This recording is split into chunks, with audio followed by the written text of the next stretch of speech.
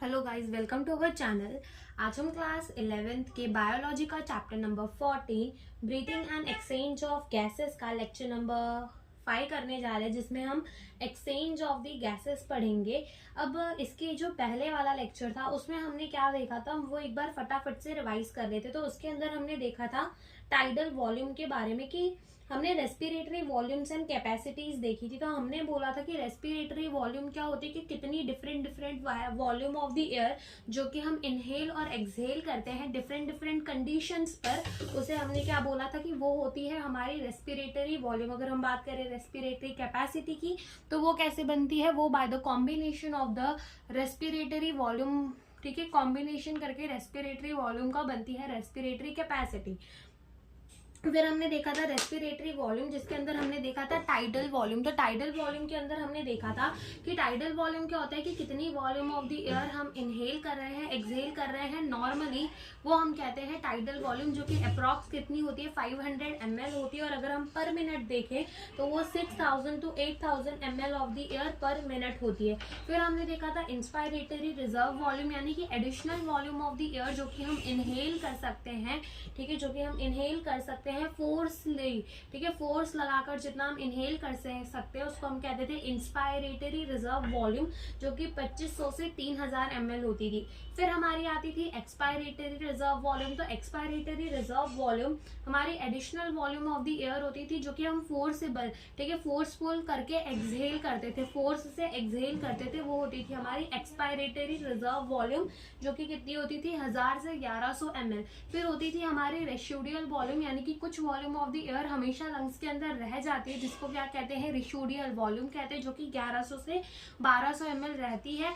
और वो इसीलिए लंग्स के अंदर रहती है ताकि लंग्स हमारे कोलैप्स ना कर जाए। उसके बाद हमारी जो है रेस्पिरेटरी कैपेसिटीज आती है, और हमने ये भी देखा था कि जो हमारी रेसिडुअल वॉल्यूम है एंड ईआरवी वो हमेशा लंग के अंदर रहती है। अगर हमने अपनी ईआर यानी कि एक्सपायरेटरी रिजर्व वॉल्यूम को निकाल भी लिया तो जब हम सांस लेंगे, इनहेल करेंगे, तब हमारी पहले कौन सी भरेगी, हमारी एक्सपायरेटरी रिजर्व वॉल्यूम भरेगी, ठीक है, और रेसिडुअल वॉल्यूम तो कभी भी निकलती नहीं है। फिर हमने क्या देखा था, अपने रेस्पिरेटरी कैपेसिटीज देखे थे, जिसके अंदर हमने देखा था इंस्पायरेटरी कैपेसिटी। इंस्पायरेटरी कैपेसिटी का total volume of the air जो कि हम इनहेल कर सकते थे नॉर्मल एक्सपायरेशन के बाद, तो वो हमारी होती थी tidal volume plus inspiratory reserve volume. Expiratory capacity क्या होती थी कि total volume of the air जो कि हम एक्सपायर कर सकते हैं नॉर्मल इंस्पायरेशन के बाद, तो वो होती थी हमारी टीवी प्लस ईआरवी। फिर हमारा आता था फंक्शनल रेसिडुअल वॉल्यूम, यानी कि कितने वॉल्यूम ऑफ द एयर हमारे लंग्स के अंदर रह सकता है आफ्टर द नॉर्मल एक्सपायरेशन। जब हमने नॉर्मल एक्सपायर किया तो ईआरवी और आरवी हमारे लंग्स के अंदर बच जाता है। फिर हमारी क्या आती थी वाइटल कैपेसिटी। वाइटल कैपेसिटी का मतलब होता था कि total volume of the air जो कि एक पर्सन ले सकता है अपने अंदर फोर्स एक्सपायरेशन के बाद, तो वो ईआरवी लेता था, फिर अपनी tidal volume, then inspiratory reserve volume, तो ये तीनों को मिलकर बनती है वाइटल कैपेसिटी।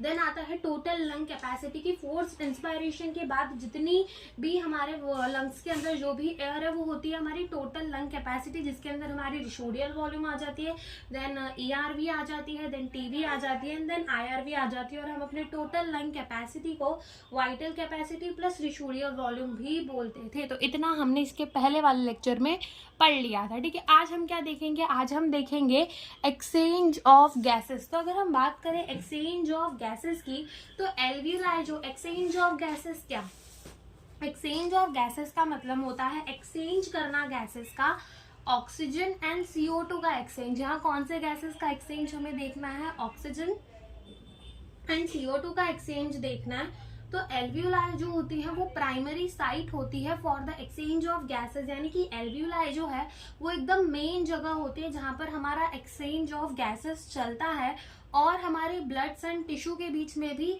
जो है एक्सचेंज ऑफ गैसेस चलता है, ठीक है। तो हम लिखेंगे कि क्या alveoli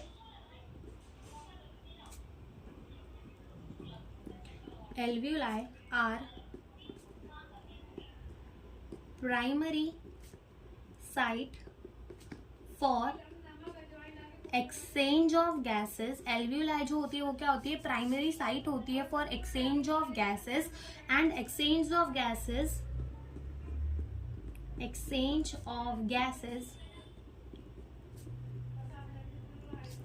also occur between blood and tissue। ठीक है, हमारा जो एल्वियोलाई होता है वो क्या होता है, प्राइमरी साइट होता है for the exchange of gases, और जो एक्सचेंज ऑफ गैसेस है वो between the blood and the tissue भी होती है। तो अगर अपन देखिए एल्वियोलाई में कैसे, तो मान लो कि यहाँ पर क्या है, ये हमारी एल्वियोलाई है। ठीक है, ये क्या है, हमारी एल्वियोलाई है। और यहाँ पर क्या होती है, हमने बोला था कि एल्वियोलाई जो होती है वो हाईली वैस्कुलर होती है, यानी कि उसमें अच्छी खासी ब्लड वेसल्स होती हैं। तो अब क्या होगा कि एल्वियोलाई से ऑक्सीजन जो है वो कहाँ आ जाएगा, ब्लड वेसल्स के, ब्लड कैपिलरी के अंदर, और ब्लड की कैपिलरी से कार्बन डाइऑक्साइड कहाँ चला जाएगा, अपने एल्वियोलाई के अंदर। तो ये एक्सचेंज ऑफ गैसेस है किसके किसके बीच में, एल्वियोलाई के बीच में और हमारी कैपिलरी के बीच में। ऐसे ही एक्सचेंज ऑफ गैसेस जो है वो ब्लड एंड टिश्यूज के बीच में भी होता है। तो अगर मान लो ये जैसे हमारी कोई टिश्यू है, ये टिश्यू के क्या है, सेल्स है। ठीक है, ऐसे मान लो कि ये हमारे क्या है, टिश्यू के सेल्स है, और यहाँ पर क्या है कि ब्लड की कैपिलरी है। अब याद हो तो हमने अपने एकदम ये वाले चैप्टर के एकदम स्टार्टिंग के लेक्चर में ये देखा था कि हमारा जो सेल है वो अपने कार्बन डाइऑक्साइड, मतलब जो हमारा सेल है वो जितना भी उसका ग्लूकोज होता है उसको क्या करता है, ऑक्सीजन के साथ रिएक्ट करके एटीपी बनाता है और कार्बन डाइऑक्साइड बनाता है। ये हमने बोला था कि कार्बन डाइऑक्साइड कंटिन्यूसली हमें सेल से निकालना पड़ता है और सेल को कंटिन्यूसली हमें ऑक्सीजन देना पड़ता है। तो क्या होता है कि यहाँ से CO2 जो है वो यहाँ आ जाता है, और यहाँ से जो ऑक्सीजन है वो कहाँ चला जाता है, हमारे सेल्स के अंदर चला जाता है, टिश्यू के अंदर। तो ये दो जगह पे क्या होती है, एक्सचेंज होती है। एक होती है एल्वियोलाई के अंदर और दूसरी होती है ब्लड एंड टिश्यूज के अंदर। ओके, और यहाँ पे ये एक्सचेंज ऑफ गैसेस में कुछ फैक्टर होती हैं जो कि अफेक्ट करती हैं एक्सचेंज ऑफ गैसेस को। ठीक है, जिसमें एक्सचेंज ऑफ गैसेस कहीं ना कहीं उससे अफेक्ट होता है। ठीक है, तो हम लिखते हैं factor affecting the exchange of gases, factor affecting the exchange of gases. ठीक है, तो यहाँ पर 3 फैक्टर जो है वो अफेक्ट करती है हमारे एक्सचेंज ऑफ गैसेस को। तो जिसमें सबसे पहली है वो है हमारा thickness of the diffusion membrane, thickness of diffusion membrane. ठीक है, तो पहली हमारी ये है। दूसरी अगर हम बात करें तो वो है हमारा पार्शियल प्रेशर,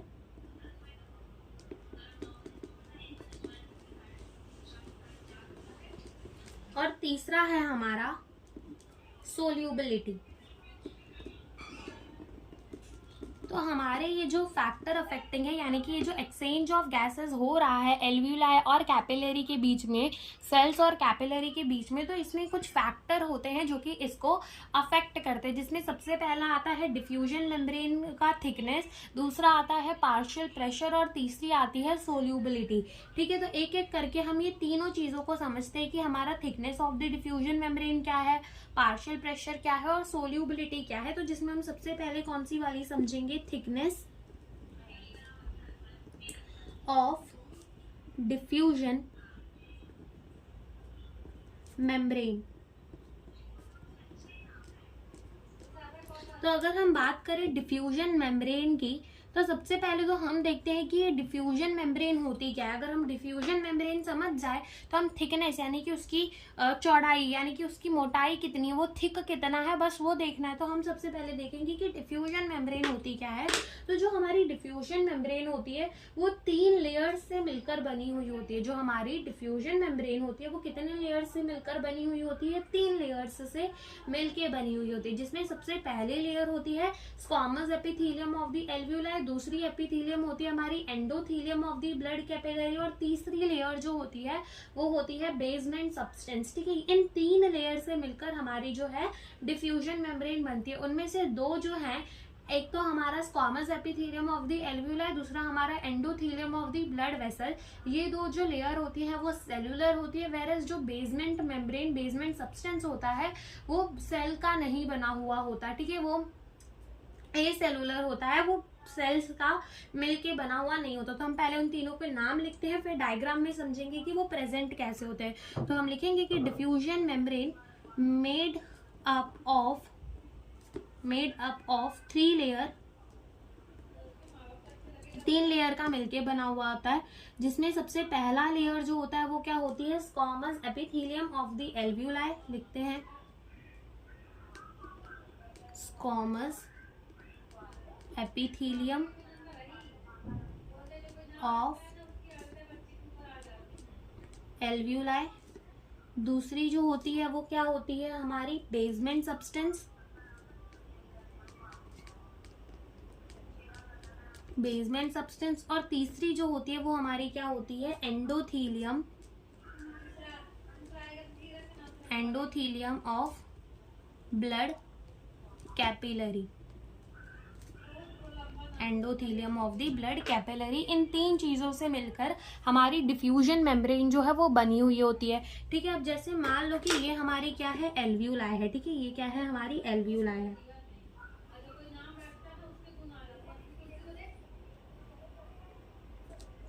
ये क्या है, हमारी एल्वियोलाई है। और ये क्या है हमारी, ये है हमारी कैपिलरी। ठीक है, ये क्या है, हमारी कैपिलरी।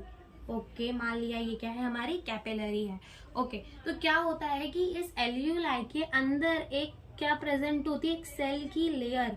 ठीक है, ये सेल जो होते हैं वो एपिथेलियम के सेल होते हैं। तो इसके पहले थोड़ा सा एपिथेलियम के बारे में बता देती हूँ कि जो एपिथेलियम्स के सेल्स होते हैं वो बहुत ज्यादा कैसे होते हैं, मतलब हमारे एपिथेलियम के सेल ना कवरिंग लाइनिंग। ठीक है, किसी भी चीज का अगर कवर बनाना हो, किसी भी चीज में अगर लाइनिंग करनी हो, ठीक है, यानी कि कवरिंग की तरह ही, बस लाइनिंग इसलिए कह देते हैं क्योंकि वो जैसे कि वो अंदर की तरफ से प्रेजेंट होता है। ठीक है, जैसे अगर ये मान लो ऐसे कुछ है तो अंदर जो प्रेजेंट होगा उसको कहेंगे कि लाइनिंग हुई है, बाहर जो प्रेजेंट होगा उसको क्या कहेंगे, कवरिंग हुई है। तो कवरिंग, लाइनिंग, डिफ्यूजन, एब्जॉर्प्शन, ये सारी चीजों में जो है काम करता है कौन से सेल्स, एपिथेलियम के सेल। अब एपिथेलियम के सेल्स जो होते हैं उनकी 3 टाइप होती है। एक होता है स्क्वामस एपिथेलियम, एक होता है क्यूबॉइडल एपिथेलियम और एक होता है कॉलुमिनार एपिथेलियम। तो यहाँ पे जो प्रेजेंट होती है वो कौन सी वाली प्रेजेंट होती है, स्क्वामस एपिथेलियम, जो कि बहुत ज्यादा पतली होती है, डिफ्यूजन के काम आती है। ओके, बहुत ज्यादा ये इररेगुलर बाउंड्री की होती है, बहुत पतली पतली सी चपटी हुई सेल्स होती है। ठीक है, और यहाँ पर अगर इसकी इररेगुलर बाउंड्री होती है तो इसको टेस्टलेटेड एपिथेलियम भी कह देते हैं और इसको पेवमेंट मेम्ब्रेन भी कह देते हैं, क्योंकि एकदम फ्लोर की तरह दिखती है। जब देखो तो एकदम पतली होती है, तो एकदम फ्लोर की तरह दिखती है, तो इसको पेवमेंट मेम्ब्रेन भी कह देते हैं। तो यहाँ पर ये सब हमने थोड़ा सा समझ लिया, लेकिन इतना याद रखने की जरूरत नहीं है। याद क्या रखना है कि यहाँ पर हमारी क्या प्रेजेंट होती है, स्क्वामस एपिथेलियम प्रेजेंट होती है। ठीक है, तो ये हमारी क्या है, एल्वियोलाई है। और यहाँ जो सेल प्रेजेंट है ये क्या है, हमारी स्क्वामस एपिथेलियम। ठीक है, ये क्या है, स्क्वामस एपिथेलियम। और ये तो हमारी क्या है, एल्वियोलाई है ना, ये तो हमारी क्या है, एल्वियोलाई, हमको पता है। ओके, अब क्या हो रहा होगा कि हमारी जो हमने अभी यहाँ पे बात की पूरे एपिथेलियम की, कि जो स्क्वामस एपिथेलियम होता है, 1 थिक लेयर, 1 सेल, मतलब एक ही सेल की परत होती है। तो यही सेम सेल की परत जब ब्लड वेसल्स यानी कि कैपिलरीज में प्रेजेंट होती है तो इसको एंडोथीलियम कह देते हैं। तो यहाँ पर भी बस वो एंडोथीलियम जो है वो प्रेजेंट है।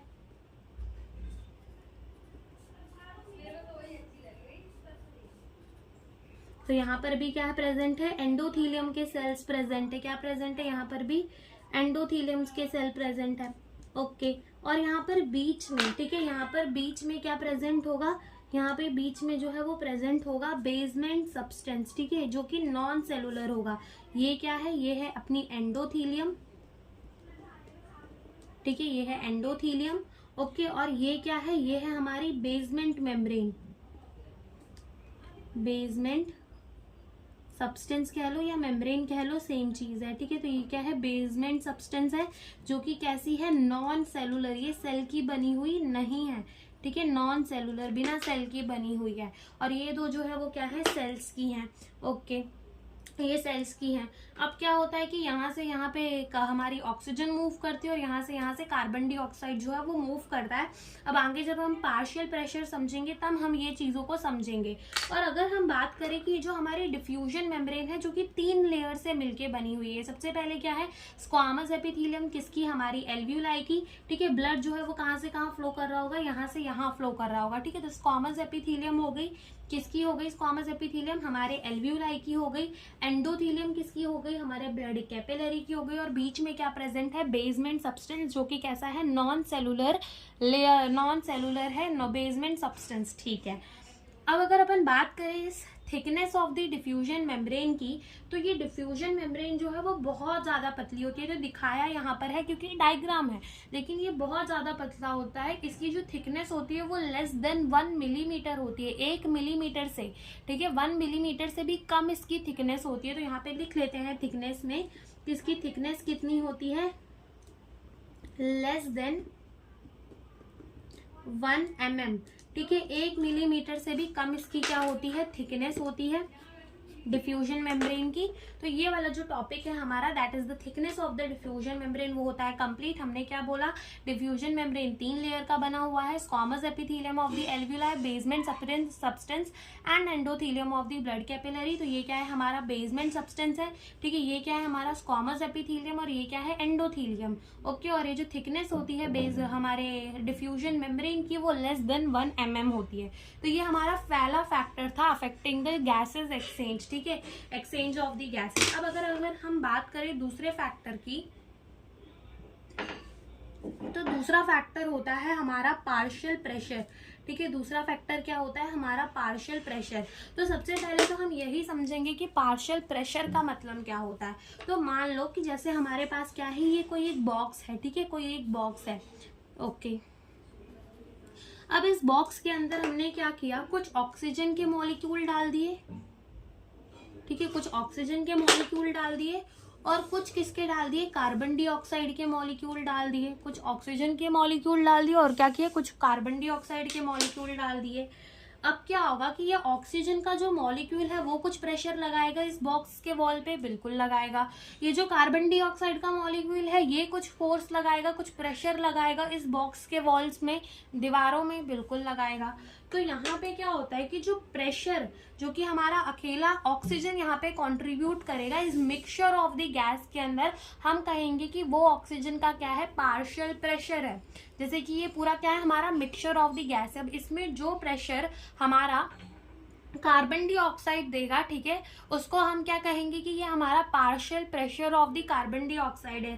तो हम क्या बोलेंगे कि पार्शियल प्रेशर क्या होता है, pressure contributed by the individual gas, ठीक है, कोई अकेले गैस ने जो प्रेशर कंट्रीब्यूट किया है, ठीक है, जो प्रेशर कंट्रीब्यूट किया है उसको क्या कहेंगे, पार्शियल प्रेशर कहेंगे। Pressure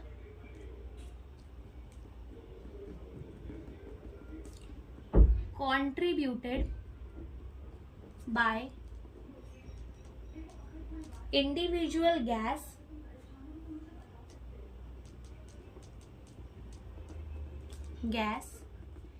in the mixture of gas, ठीक है, जो गैस का मिक्सचर है उसके अंदर जो इंडिविजुअल गैस जो कि क्या कर रही होगी, अपना प्रेशर कंट्रीब्यूट कर रही होगी, उसको हम क्या कहेंगे कि वो क्या है, उसका पार्शियल प्रेशर है। तो हमने क्या बोला, pressure contributed by the individual gas in the mixture of the gas is known as partial pressure. उसी को हम क्या कहेंगे, पार्शियल प्रेशर कहेंगे, उसी को हम क्या कहेंगे, पार्शियल प्रेशर कहेंगे, ओके। अब देखो यहाँ पे क्या होता है कि हमने बोल तो दिया कि हम इसको क्या कहेंगे, पार्शियल प्रेशर कहेंगे, ठीक है, हम क्या कहेंगे, पार्शियल प्रेशर कहेंगे, ओके। अब क्या होता है कि यहाँ पर आई नहीं आता, आई जो है वो यहाँ आएगा, और सेम यहाँ पे भी मैंने, ठीक है, सेम यहाँ पर भी, ठीक है। तो ये जो पार्शियल प्रेशर, जो प्रेशर कंट्रीब्यूटेड होता है bye the individual gas in the mixture of the gas, उसको क्या कहते हैं, पार्शियल प्रेशर कहते हैं। अब इस पार्शियल प्रेशर को रिप्रेजेंट कैसे करते हैं वो देख लेते हैं। रिप्रेजेंटेड बाय, जैसे कि अगर हमें ऑक्सीजन का पार्शियल प्रेशर रिप्रेजेंट करना हो तो हम कैसे लिखेंगे, PO2। जैसे हमें कार्बन डाइऑक्साइड का पार्शियल प्रेशर हमें रिप्रेजेंट करना हो तो हम क्या लिखेंगे, PCO2, ठीक है। ऐसे हम करके क्या करते हैं, पार्शियल प्रेशर को दिखाते हैं, ओके। अब हमारी एनसीईआरटी के अंदर क्या है कि कुछ डेटा दिया हुआ है, और वो डेटा अगर हम याद कर ले तो हमें आगे की जो चीजें हैं, that is exchange of gases, देखना कहाँ से कहाँ ऑक्सीजन जाएगी, कहाँ से कहाँ कार्बन डाइऑक्साइड जाएगी, ये सब जो है समझना बहुत ज्यादा कैसा हो जाता है, इजी हो जाता है। तो यहाँ पर ये चीज जो है वो हम समझ लेते हैं, ठीक है। तो सबसे पहले हम क्या देख लेते हैं, पार्शियल प्रेशर लिखेंगे यहाँ पे। सबका पार्शियल प्रेशर किसमें होगा, mm ऑफ दी Hg में होगा, ठीक है। किसमें होगा, mm ऑफ Hg में सबका पार्शियल प्रेशर यहाँ पे हम लिखेंगे। तो यहाँ पर हम क्या करेंगे, O2 लिख देते हैं और यहाँ हम क्या लिख देंगे, CO2 लिख देंगे, ठीक है। यहाँ लिख देंगे O2 और यहाँ लिख देंगे CO2। तो सबसे पहले अगर हम एटमॉस्फेयर के अंदर देखें प्रेशर, तो एटमॉस्फेयर के अंदर ऑक्सीजन का प्रेशर होता है 159 mm ऑफ Hg और हमारे कार्बन डाइऑक्साइड का प्रेशर होता है 0.3 mm ऑफ Hg, ठीक है। फिर उसके बाद अगर हम किसमें देखें, एल्वियोलाई के अंदर देखें, तो एल्वियोलाई के अंदर जो हमारे ऑक्सीजन का पार्शियल प्रेशर होता है वो कितना होता है, 104 mm ऑफ Hg और जो हमारे कार्बन डाइऑक्साइड का कितना होता है वो होता है 40 mm ऑफ Hg, ठीक है। फिर अगर हम देखें हमारे डीऑक्सीजनेटेड ब्लड के अंदर, ठीक है,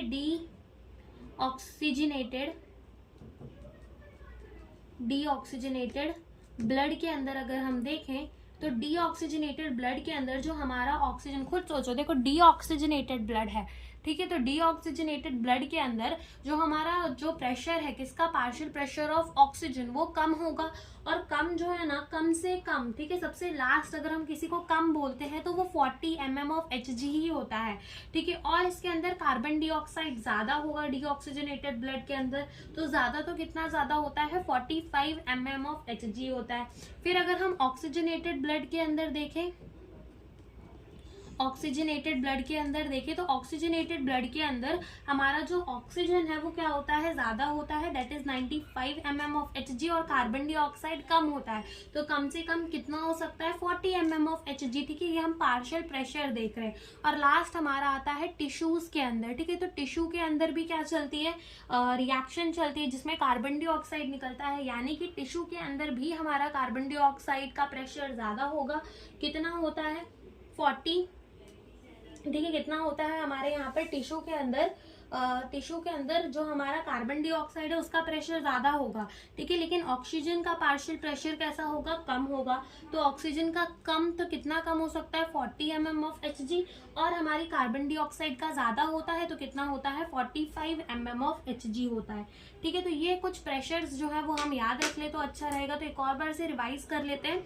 ऑक्सीजन का partial pressure in the atmosphere is 159 mm of Hg, carbon dioxide का कितना, 0.3 mm ऑफ Hg। एल्वियोलाई के अंदर partial pressure of the oxygen कितना होगा, 104, डीऑक्सीजनेटेड ब्लड के अंदर 40, ऑक्सीजनेटेड ब्लड के अंदर 95, टिश्यूज के अंदर कितना होगा, 40।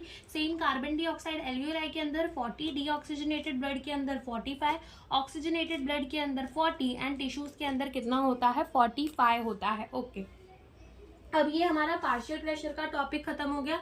अब तीसरा जो हमारा factor affecting the solubility of, यानी कि factor affecting the exchange of gases जो है वो क्या है, सोल्यूबिलिटी।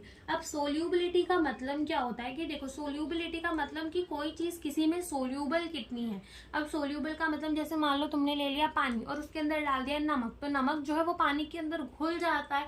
इसका मतलब नमक क्या है, पानी के अंदर सोल्यूबल है। ऐसे हमें देखना पड़ता है कि कौन सी गैस जो है वो ब्लड के अंदर अच्छी सोल्यूबल होती है। तो सोल्यूबिलिटी देखो, जिसकी सोल्यूबिलिटी ज्यादा होती है वो अच्छे से डिफ्यूज कर जाता है, ठीक है। तो यहाँ पर हमें सिर्फ इतना देखना है कि अब अगर हम बात करें तो यहाँ पर हमारी सिर्फ एक लाइन हमको याद रखनी है, दैट इज वो क्या याद रखनी है हमें, कि जो CO2 की सोल्यूबिलिटी होती है, ठीक है, कार्बन डाइऑक्साइड की सोल्यूबिलिटी, CO2 की सोल्यूबिलिटी जो होती है वो 20 to 25 टाइम, ठीक है, 20 से 25 गुना ज्यादा होती है, ठीक है, 20 to 25 टाइम हायर ज्यादा होती है देन ऑक्सीजन। ऑक्सीजन से ज्यादा हमारी किसकी एफिनिटी होती है, कार्बन डाइऑक्साइड की एफिनिटी होती है कि वो सोल्यूबल हो जाए, घुल जाए हमारे ब्लड के अंदर, सोल्यूबल हो जाए, ठीक है। तो बस यहाँ पर हमें इतनी ही चीज याद रखनी है। अब इसके बाद जो बचता है वो हमारा बचता है जो एनसीईआरटी के अंदर हमें डायग्राम दिया हुआ है, ठीक है, वो हमारी एक वो चीज जो है यहाँ पर बच जाती है। तो हम उसको भी फटाफट से देख लेते हैं। तो उसको देखने से पहले सबसे पहले तो हम क्या करते हैं, डायग्राम बनाते हैं। तो जैसे कि ओके चलो, अब जैसे कि मान लो हमने क्या बनाना है, अपना हार्ट बनाना है, तो यहाँ पर हम नॉर्मल सा बनाएंगे, ठीक है। यहाँ पे डायग्राम देखना है हमें, तो यहाँ पर क्या करेंगे, इसको हार्ट समझ लो,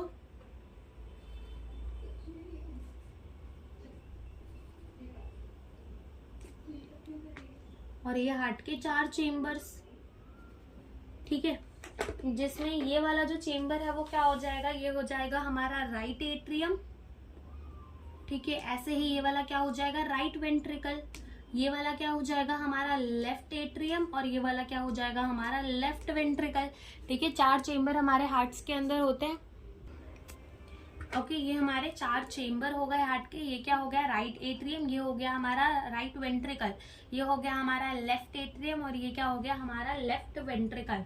ओके, अब यहाँ पे हम क्या मान लेंगे कि यहाँ पे होगी हमारी क्या, एल्वियोलाई। क्या होगी हमारी एल्वियोलाई। एल्वियोलाई से मतलब क्या हम दिखाना चाहते हैं कि यहाँ पर हमारी क्या होगी, लंग्स होंगी, ठीक है। क्या होगी यहाँ पर हमारी लंग्स होंगी, ठीक है। यहाँ पे क्या होगी, लंग्स होगी। चलो बिल्कुल। अब यहाँ पे हम मान लेते हैं यहाँ पर क्या होगी हमारी टिश्यू होगी, तो यहाँ हम सेल्स बना देते हैं।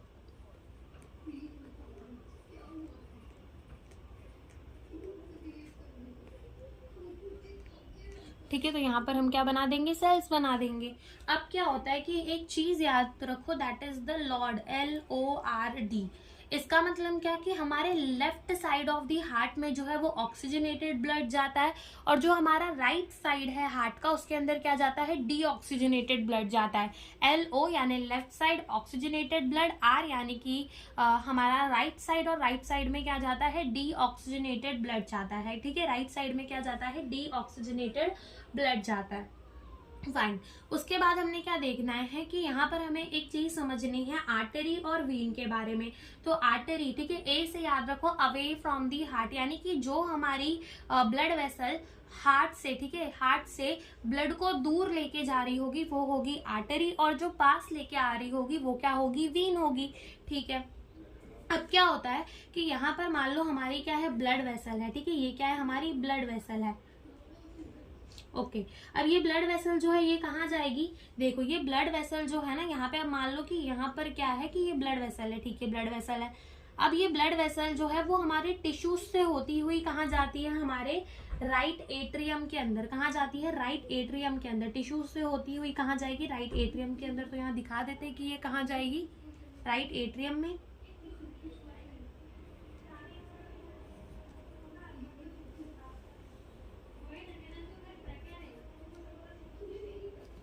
कहाँ जाएगी, राइट एट्रियम के अंदर जाएगी, यानी कि इसके अंदर क्या होगा, डीऑक्सीजनेटेड ब्लड होगा, ठीक है। अब राइट एट्रियम से कहाँ जाएगी, राइट वेंट्रिकल में जाएगी, और फिर राइट वेंट्रिकल से कहाँ जाएगी, ये हमारे लंग्स के पास जाएगी, ठीक है। तो हम यहाँ दिखा देते हैं, ये राइट वेंट्रिकल से निकली और कहाँ जा रही है, हमारे लंग्स के पास, और यहाँ एल्वियोलाई के पास जाकर किसमें टूट जाएगी, कैपिलरीज के अंदर ब्रेक हो जाएगी।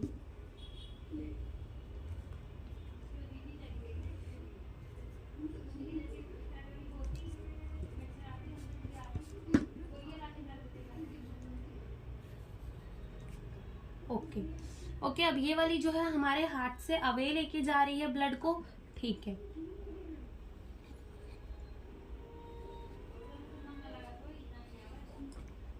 अब यहाँ से जो ब्लड हमारा जाएगा तो वो लंग से होता हुआ जाएगा, तो यहाँ पे वो ब्लड क्या हो जाएगा, ऑक्सीजनेटेड। और ऑक्सीजनेटेड ब्लड जो है वो कहाँ जाएगा, हमारे लेफ्ट एट्रियम के अंदर जाएगा। तो इसको डाल देते हैं लेफ्ट एट्रियम के अंदर। लेफ्ट एट्रियम से कहाँ जाएगा, लेफ्ट वेंट्रिकल, और लेफ्ट वेंट्रिकल से अगेन कहाँ चला जाएगा, हमारे टिश्यूज के पास ब्लड लेकर जो है ये चला जाएगा।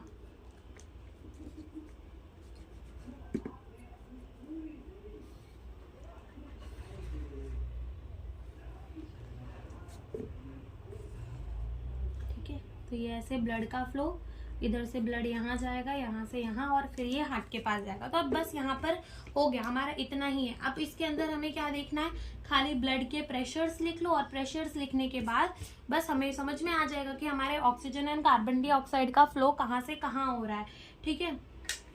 और पार्शियल प्रेशर के अंदर एक बात और, कि हमें बस पार्शियल प्रेशर के अंदर इतना जानना है कि हमारा जो गैस है वो higher pressure to lower pressure move करता है। इसका मतलब क्या, कि गैस जो है वो हाई पार्शियल प्रेशर से लो पार्शियल प्रेशर की तरफ मूव करती है। Gas move from high partial pressure to low partial pressure. खाली अब इतनी बात समझो, अब यहाँ से हमें समझ में आ जाएगा कि कैसे गैस हमारी हाई पार्शियल प्रेशर से लो पार्शियल प्रेशर की तरफ मूव करती है।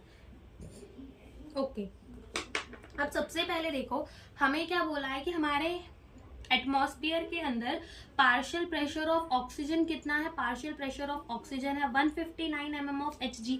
ठीक है, हम mm ऑफ Hg हर जगह लिख नहीं रहे, लेकिन यहाँ पर mm ऑफ Hg आएगा। और अगर हम बात करें कार्बन डाइऑक्साइड की, तो कार्बन डाइऑक्साइड हमारे एटमॉस्फेयर के अंदर कितना है, 0.3% है। ठीक है, या फिर हम कह सकते हैं 0.3 mm ऑफ Hg है। कितना है, 0.3 mm ऑफ Hg।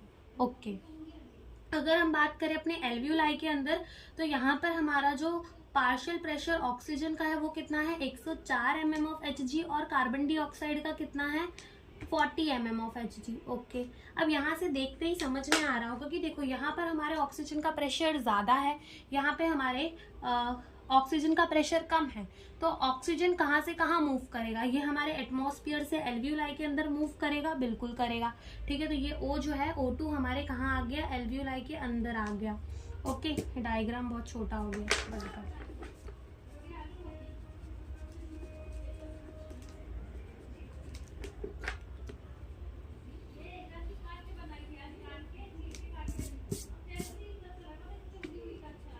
ओके, तो यहाँ पे क्या होगा कि हमारी जो ऑक्सीजन है वो आ जाएगी एल्वियोलाई के अंदर। ओके, आ गई एल्वियोलाई के अंदर। ओके, ये हो गया। अब देखो तो कार्बन डाइऑक्साइड में देखो तो partial pressure of carbon dioxide यहाँ कितना है, 40, और यहाँ कितना है, 0.3। यानी कि कार्बन डाइऑक्साइड भी कहाँ से कहाँ मूव करेगा, high pressure to low pressure move करेगा। तो यहाँ पे इसका प्रेशर हाई है, यहाँ इसका प्रेशर लो है, तो कार्बन डाइऑक्साइड कहाँ की तरफ मूव करेगा, कार्बन डाइऑक्साइड मूव करेगा बाहर की तरफ। ठीक है, कार्बन डाइऑक्साइड मूव करेगा बाहर की तरफ। अब यहाँ पे समझो, यहाँ पे क्या हो रहा है कि यहाँ पे ये वाली जो ब्लड वेसल है, ठीक है, जो हमारे किसके पास ब्लड लेके जा रही है, राइट एट्रियम के पास। ठीक है, राइट एट्रियम के पास लेके जा रही है, यानी कि ये लेके जा रही है, तो ये हमारी वीन होगी। ठीक है, तो ये बिल्कुल हमारी वीन ही है। ओके, तो ये वीन है, लेकिन कौन सी वाली वीन है, कहाँ से लेके जा रही है हमारे ब्लड को, टिश्यूज से। और टिश्यूज से कोई भी चीज जो रिलेटेड होती है हम उसको कह देते हैं सिस्टमिक। ठीक है, तो ये हमारी वाली क्या हो जाएगी, ये हमारी हो जाएगी systemic vein, systemic vein. Okay, systemic vein ये लेकर आ रही है हमारे टिश्यूज के पास, तो ये क्या हो जाएगी हमारी, ये वाली ब्लड वेसल हो जाएगी हमारी सिस्टमिक आर्टरी। क्या हो जाएगी ये हमारी सिस्टमिक आर्टरी। ओके, अब अगर हम बात करें ये वाली जो ब्लड वेसल है अवे फ्रॉम दी हार्ट लेके जा रही है, ब्लड को अवे फ्रॉम दी हार्ट लेके जा रही है, तो ये क्या होगी, हमारी आर्टरी होगी। लेकिन कौन सी वाली आर्टरी होगी, लेकिन अब यहाँ पे ये हमारी कौन सी वाली आर्टरी होगी, ये लंग्स के पास हमारे ब्लड को लेके जा रही है, तो ये हमारी कौन सी होगी, पल्मोनरी। पल्मोनरी हमेशा किससे रिलेटेड होता है, लंग्स से रिलेटेड होता है। और ये जो है अवे फ्रॉम दी हार्ट लेके जा रही है, तो ये क्या होगी, हमारी वीन होगी। और कहाँ से लेके जा रही है, हमारे लंग से, तो ये हमारी क्या होगी, पल्मोनरी वीन होगी। ओके, पल्मोनरी वीन होगी। अब अगर हम देखें तो right side of the blood से क्या एसोसिएटेड होता है, हमारा डीऑक्सीजनेटेड ब्लड, और लेफ्ट साइड से क्या हमारा रहता है, ऑक्सीजनेटेड ब्लड। ठीक है, क्या रहता है, ऑक्सीजनेटेड ब्लड। तो यहाँ साइड हमारा चलेगा क्या, ऑक्सीजनेटेड ब्लड, यहाँ क्या चलेगा हमारा डीऑक्सीजनेटेड ब्लड।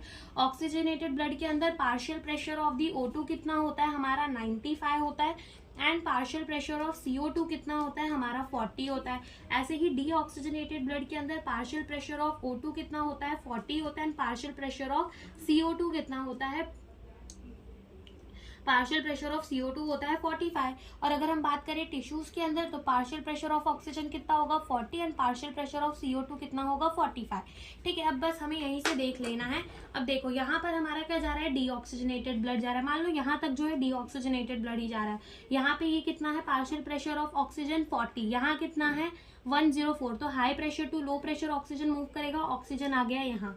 अब यहाँ पे देखो यहाँ पे हमारी कार्बन डाइऑक्साइड का प्रेशर कितना है, 45, यहाँ कितना है 40। तो high pressure to low pressure move करेगा, कार्बन डाइऑक्साइड यहाँ मूव कर जाएगा।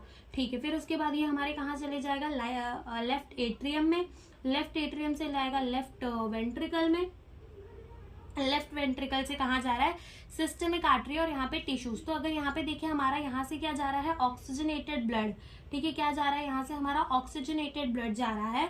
तो यहाँ पर हमारा ऑक्सीजन कितना है 95 mm ऑफ Hg और यहाँ कितना है 40, यानी कि ऑक्सीजन जो है यहाँ मूव कर जाएगा। और यहाँ पे हमारा कार्बन डाइऑक्साइड कितना है 45, यहाँ कितना है 40, यानी कि high pressure to low pressure, यानी कि जो हमारा CO2 है वो यहाँ मूव कर जाएगा। ठीक है, तो CO2 हमारा यहाँ मूव कर जाएगा। तो देखो ये एक्सचेंज हमारी हो गई, एक्सचेंज ऑफ गैसेस जो थी वो हो गई, दो ही जगह में हो रही थी, एक हमारे टिश्यूज एंड कैपिलरी के बीच में, ठीक है, टिश्यूज और ब्लड एंड टिश्यू के बीच में, और एक हमारी एल्वियोलाई के अंदर। तो यहाँ हमने एक्सचेंज ऑफ गैसेस देख ली। तो एक बार फटाफट से रिवाइज करते हैं। देखो इधर पे क्या था, हमारा partial pressure of oxygen atmosphere के अंदर कितना था 159 mm ऑफ Hg, यहाँ था 104, तो कहाँ मूव कर गया, high pressure to low pressure. Again यहाँ पे ऑक्सीजन का प्रेशर कितना था 104, यहाँ कितना था ऑक्सीजन का प्रेशर 40, तो यहाँ high pressure to low pressure move कर गया। यहाँ पे हमारा कार्बन डाइऑक्साइड कितना था 45, यहाँ कितना था 40, high pressure to low pressure move किया। यहाँ पे हमारा कार्बन डाइऑक्साइड का प्रेशर था 40, बाहर कितना था 0.3, तो high pressure to low pressure move कर गया। सेम टिश्यू के अंदर हुआ, ठीक है, यहाँ पे हमारा मान लो ऑक्सीजनेटेड ब्लड आ रहा था, ठीक है, ये हमारा ऑक्सीजनेटेड ब्लड। अब इसके बाद जो जाएगा मान लो वो क्या है, डीऑक्सीजनेटेड ब्लड है, ठीक है। तो यहाँ पर हमारी ये 40 हो गई, यहाँ पर ये 45 है, यहाँ पे ये 95 और ये 40, तो यहाँ पे भी क्या हो गया, एक्सचेंज हो गया। तो बस हमारे एक्सचेंज ऑफ गैसेस के अंदर इतना ही है। तो यहाँ पर हमारा जो है वो एक्सचेंज ऑफ गैसेस होता है खत्म। एक और बार हम देख लेते हैं फिर से कि हमारा जो एक्सचेंज ऑफ गैसेस होता है वो मेनली किसके बीच में होता है, एल्वियोलाई। एल्वियोलाई जो होता है वो प्राइमरी साइट होता है for the exchange of gases. Exchange of gases जो है वो ब्लड एंड टिश्यू के बीच में भी होती है। Factor affecting the exchange of gases में सबसे पहला आता है thickness of the diffusion membrane, then partial pressure, then solubility. अगर अपन बात करें thickness of the diffusion membrane की, तो 3 लेयर का डिफ्यूजन मेम्ब्रेन बना हुआ था, स्क्वामस एपिथेलियम, बेसमेंट सब्सटेंस और endothelium of the blood capillary. तो ये हमने देख लिया, ठीक है। और डिफ्यूजन मेम्ब्रेन को हमने बोल दिया कि लेस देन 1 mm होता है। देन हम बात कर रहे थे किसकी, पार्शियल प्रेशर की। तो गैस जो है वो हमेशा high partial pressure to low partial pressure पे मूव करता है, जो कि हमने नीचे समझ लिया।